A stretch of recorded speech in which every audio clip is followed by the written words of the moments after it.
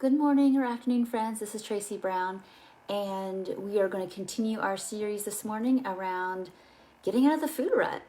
So before we get started, I just want to remind you all that sometimes these video series are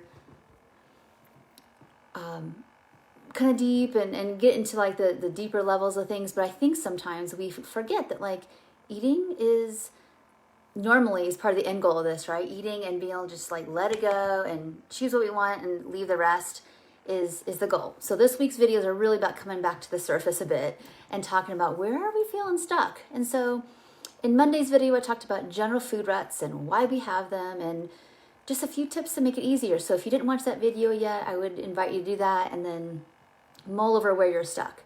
In today's video, we're going to talk about if you're going to be in the kitchen. So let's say you've decided that okay, I'm ready to cook and I'm going to try it once a week. What I would suggest to you is, and this is something that we often do and we get intimidated by, is that we think if we've got to be in the kitchen, we have to be there 4 hours. And that's not the case at all. All you need is an oven that works. So let me share what that means.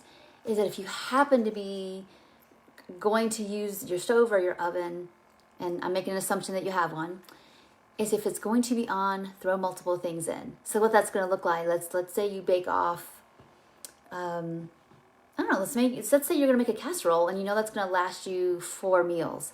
Awesome, good job. But then if the oven's on, you should also, I'm suggesting, make a frittata, eggs and veggies and cheese and whatever.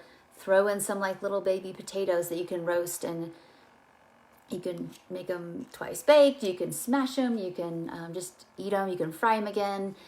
And if there's anything else you happen to have room for, you could make a pan of brownies while you're doing it, or make some cornbread, or roast off some more vegetables. There's all kinds of things you can do with that oven being on for an hour.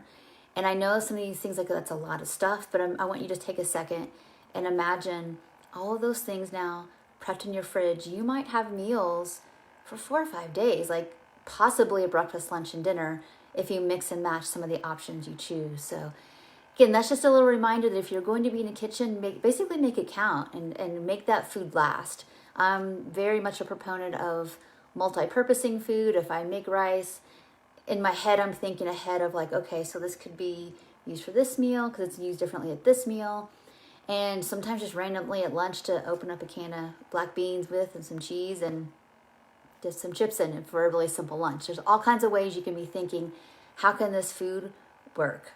You can even use rice for breakfast. That's one of my favorite things to do too, in different kinds of sweet or savory ways. So anyway, I just thought I would take it practical this week.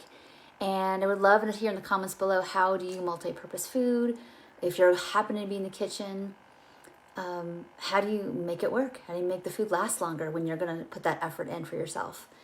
So lastly, on Friday's video, we are going to talk a little bit more about making the experience with the food in the kitchen be a really good, positive, orienting, resourceful experience. And there are lots of barriers in which people struggle with in terms of getting in the kitchen and it not feeling overwhelming or too big or sad or whatever. And we're going to talk about a little bit of that Monday or Friday, because maybe that's where you're stuck. It's like, I want to do these things. I want to know how to do these things and learn how to do these things. It's just that there's some part of me that just doesn't reach. I'm not sure why. I'm not sure where I'm stuck. But it's a thing. It's real. So we're going to talk about that on Friday and put all this together. And again, please share this with people that just need the encouragement that it doesn't have to be as hard as it feels. So that's my goal with this today. I hope you have a good one, and I look forward to hearing from you soon. Bye for now.